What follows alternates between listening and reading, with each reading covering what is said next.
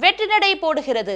Srilakshmi movies என் ஸ்ரீலக்ஷ்மி பிரசாத் தயாரிப்பில் AR Murugadoss இயக்கத்தில் நடிகர் சிவகார்த்திகேயனின் மதராசி.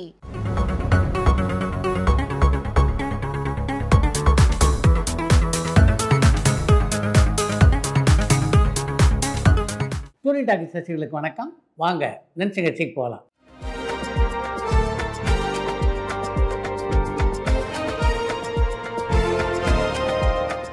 என்னம்மா முதல் கேள்வி? கவுண்டமணி சாரோட வசனத்துக்கு மற்ற நடிகர்கள் சிரிக்கிற மாதிரி மற்ற நடிகர்களோட வசனத்துக்கு கவுண்டமணி சார் சிரிச்சிருக்காங்களான்னு சென்னையிலேருந்து சந்தனகுமார் கேட்டிருக்காங்க. நல்ல ரசிகன் தான் நல்ல கலைஞனாக முடியும் அப்படின்னு ஒரு பழமொழியே இருக்குது. கவுண்டமணியை பொறுத்த வரைக்கும் அவர் ஒரு நல்ல கலைஞர் அப்படின்னா நிச்சயமாக ஒரு நல்ல ரசிகனாக இருந்து தானே ஆகணும். மற்ற நகைச்சுவை நடிகர்கள் நல்ல நகைச்சுவையை பரிமாறும்போது நிச்சயமாக கவுண்டமணி விழுந்து விழுந்து சிரிப்பார். அதை ஒரு சில சந்தர்ப்பங்களில் நானே பார்த்துருக்கேன். ரஜினிகாந்த் சார் சினிமாவில் 50 இயர்ஸ் ஜேர்னியை கம்ப்ளீட் பண்ண அதே டைமில் தான் கமல்ஹாசன் சார் 65 இயர்ஸ் ஆஃப் ஜேர்னியை கம்ப்ளீட் பண்ணாங்க. கமல்ஹாசன் சாரோட 65 இயர்ஸ் ஆஃப் ஜேர்னியை பற்றி உங்களோட கருத்து என்னன்னு சென்னையிலேருந்து கௌஷிக் கேட்டிருக்காங்க. ரஜினியுடைய 50 வருட திரைப்பயணமும் சரி, கமல்ஹாசனுடைய 65 ஆண்டு திரைப்பயணமும் சரி நிச்சயமாக போற்றப்பட வேண்டிய ஒரு சாதனைகள் என்பதிலே எந்த சந்தேகமும் இல்லை. கமல்ஹாசனை பொறுத்த வரைக்கும் குழந்தை நட்சத்திரமாக இந்த சினிமா உலகிலே அறிமுகமாகி இன்று வரையிலே ஒரு முக்கியமான இடத்துல சினிமாவில் தெரிந்து கொண்டு இருக்கிறார். அது எல்லாராலும் நிகழ்த்தக்கூடிய சாதனை இல்லை அப்படின்னு தான் சொல்லணும். ரஜினிகாந்தை பொறுத்த வரைக்கும் பார்த்திங்கன்னா அறிமுகமான ஒரு சில ஆண்டுகளிலேயே சூப்பர் ஸ்டார் அப்படின்ற அந்தஸ்தை அவர் பெற்றார். அந்த அந்தஸ்தை பெற்ற நாளிலிருந்து அதே இடத்துல அவர் இருக்கார் அப்படின்றது எவ்வளோ பெரிய சாதனை. யோகி பாபு சாருக்கும் ஆங்கர் பாவனாவுக்கும் என்னதான் பிரச்சனை, அவங்கள பற்றின நியூஸ் தான் சோஷியல் மீடியாவில் ரொம்ப வைரலாக வந்துட்டு இருக்குன்னு தோரணமலையிலேருந்து செண்பகராமன் கேட்டிருக்காங்க.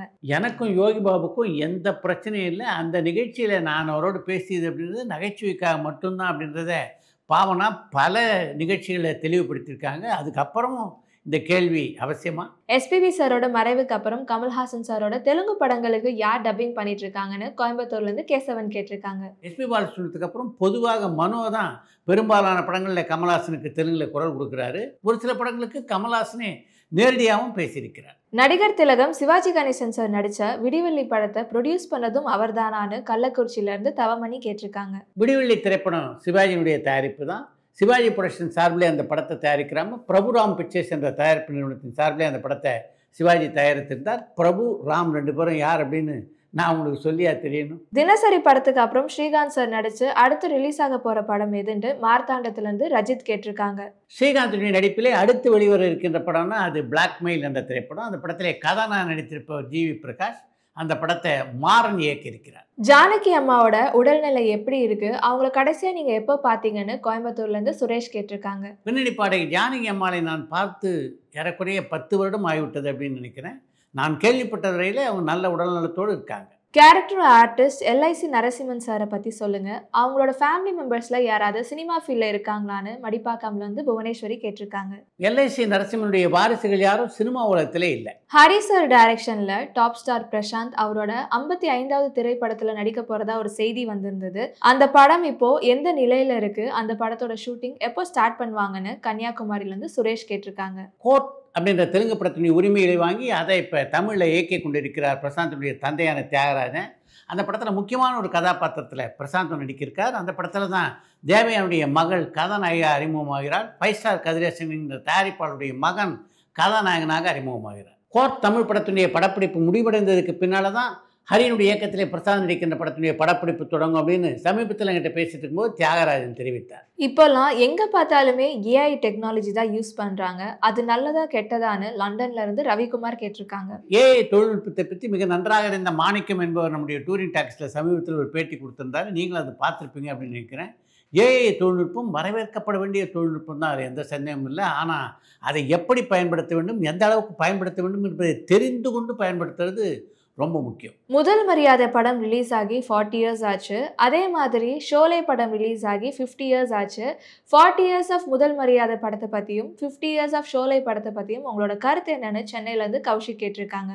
ஷோலே திரைப்படமும் சரி, முதல் மரியாதை திரைப்படமும் சரி, வெளியான முதல் நாளென்றே வெற்றி படங்கள் அப்படின்றத உறுதி செய்த திரைப்படங்கள். ஷோலே படத்தை பொறுத்த வரைக்கும் இன்று வரையிலே இந்தி பட உலகுக்கு ஒரு அடையாளமாக அந்த படத்தை சொல்லலாம். அந்த படத்தினுடைய திரைக்கதை இருக்க அப்படி ஒரு அபாரமான திரைக்கதை. அதே மாதிரி மிகச்சிறப்பான திரைக்கதை அமைந்த ஒரு திரைப்படம் தான் முதல் மரியாதை. ஷோலே திரைப்படத்தினுடைய திரைக்கதை வேறு ரகம், முதல் மரியாதை திரைப்படத்தினுடைய திரைக்கதை வேறு ரகம். ஒரு காலகட்டத்துக்கு பின்னால் சிவாஜியுடைய நடிப்பாற்றலை மீண்டும் அழகாக வெளிக்கொணர்ந்த படமாக அந்த படத்தை சொல்லலாம். பாரதி ராஜாவுடைய இயக்கத்திலே சிவாஜி முத்திரை பதித்திருந்த ஒரு திரைப்படம் அது. பெண்களை மையப்படுத்தி வந்த படத்துல உங்களுக்கு பிடிச்ச படம் எது, அதுக்கான காரணம் என்னன்னு தாம்பரத்துல இருந்து ரூபேஷ் கேட்டிருக்காங்க. பெண்களை மையப்படுத்தி இவங்க அதிகமான திரைப்படங்கள் எடுத்ததுன்னா அது பாலச்சந்தர் தான். அவருடைய இயக்கத்தில் உருவான அவடொரு தொடர்கதை, அரங்கேற்றம், கல்கி ஆகிய 3 படங்களுமே எனக்கு பிடிக்கும். அதே மாதிரி பாரதி ராஜனுடைய இயக்கத்தில் உருவான புதுமை பெண் திரைப்படம் எனக்கு ரொம்ப பிடிக்கும். அந்த காலத்துல வந்த பழைய பாடல்ல வர வாய்ஸுக்கும் ஹீரோயினுக்கும் சூட் ஆகுற மாதிரி இருக்கு. ஆனா இப்போ இருக்க பாடல்ல வர வாய்ஸுக்கும் ஹீரோயினுக்கும் கொஞ்சம் கூட சூட் ஆகலையே. இதை பத்தி உங்க கருத்து என்னன்னு தோரணமலையில இருந்து செண்பகராமன் கேட்டிருக்காங்க. கதாநாயகிகள் பாடக்கூடிய பாடல்களே மெல்ல மெல்ல குறைஞ்சிக்கிட்டே தானே வருது. அதனால இதை பற்றி அதிகமாக கவலைப்பட வேண்டியதில்லை அப்படின்னு நினைக்கிறேன். மணிரத்னம் சாருக்கு சைலண்ட் கில்லர்ன்ற பட்டம் பொருந்துமான்னு சென்னையில இருந்து சந்தனகுமார் கேட்டிருக்காங்க. அமைதியாக இருந்து கொண்டு மிகப்பெரிய சாதனைகளை செய்யக்கூடிய இயக்குனர் அப்படின்ற அர்த்தத்தில் தான் மணிரத்னத்தை சைலண்ட் கில்லர் அப்படின்னு நீங்கள் சொல்லியிருக்கீங்கன்னு நினைக்கிறேன். அந்த அர்த்தத்தில் நீங்கள் சொல்லியிருப்பதனால் அது உண்மைதான்.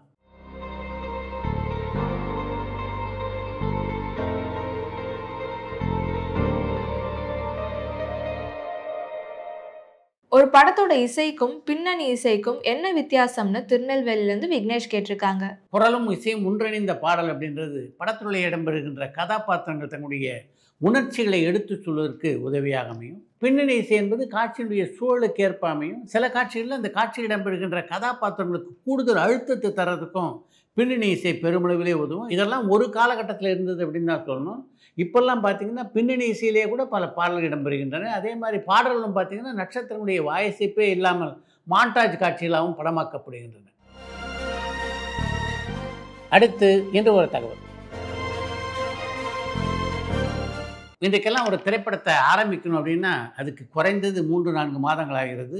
இந்த படத்தினுடைய கதை கேட்க, அந்த கதையை நடிகர்கிட்ட சொல்ல, அதுக்கு பின்னால் அந்த படத்தினுடைய இயக்குனரை தீர்மானம் செய்ய, அதுக்கு பின்னால் அந்த படத்தினுடைய கதாநாயகி முடிவு செய்ய, இப்படி பல மாதங்கள் ஆகின்றன. ஆனால் பல வருடங்களுக்கு முன்னால் 3 மணி நேரத்தில் உருவான ஒரு திரைப்படத்தை பற்றி தான் இன்றைய நிகழ்ச்சியில் உங்களோடு நான் பகிர்ந்து கொள்ள இருக்கிறேன்.